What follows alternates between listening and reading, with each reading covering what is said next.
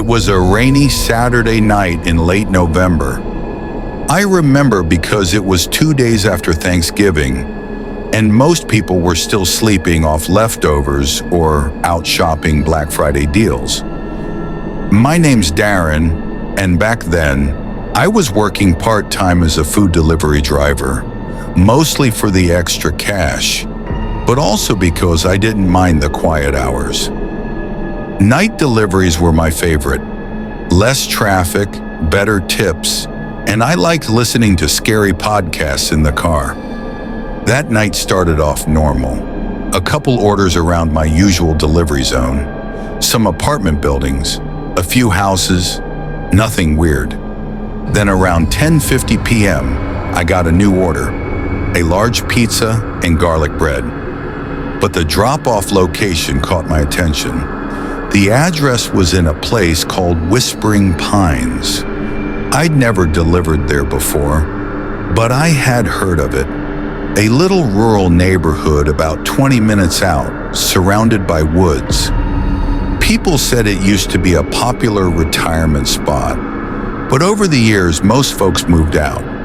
The payout on the app showed almost $28 tip, so I didn't hesitate.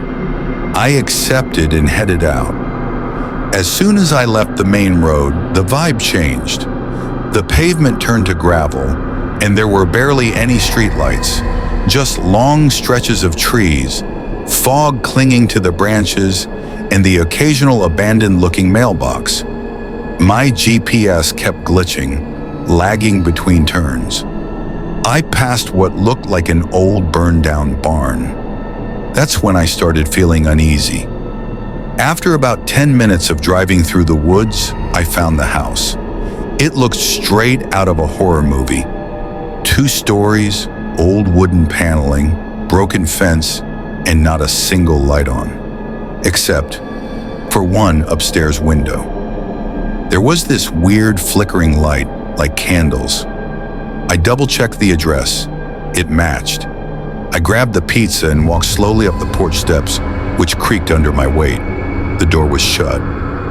No doorbell. I knocked once. Nothing. Waited. Knocked again, louder. Still nothing. I turned around to walk back to the car. That's when I heard it. The sound of a door creaking open behind me. I slowly turned back. The front door was cracked open, just a few inches. No one in sight. Just darkness inside. I called out, hello? Your delivery's here. No answer. Then from somewhere deeper inside the house, a voice, soft, whispery, and distant, said, "Leave it. On the table, by the stairs." Now I should have just left the food on the porch, but something about the voice, I don't know. It didn't sound right. It was low, almost like a whisper, but with a rasp, like someone who hadn't spoken in a long time. Against my better judgment, I stepped inside. The air inside was freezing cold, like the heat had been off for weeks. It smelled like wet wood, mold, and burnt candle wax. There was barely any light except for a single candle on a small wooden table near the stairs. I set the pizza box down, and that's when I noticed something that made my blood run cold. On the wall along the staircase were dozens of Polaroid photos, all of them pinned neatly like a collection. Each photo showed a different person, all in various food delivery uniforms. Pizza, burgers, groceries. Some looked confused. Some looked scared. All of them were standing in that same hallway where I was. I backed away from the wall, suddenly very aware of how quiet it was. That's when I heard movement behind the staircase, like a foot dragging on the wooden floor. I looked over the railing and saw them, a pair of eyes, wide, pale, unblinking. They were just watching me, not blinking, not hiding, just staring. I didn't wait to see anything else. I turned and ran out the door, not even closing it behind me.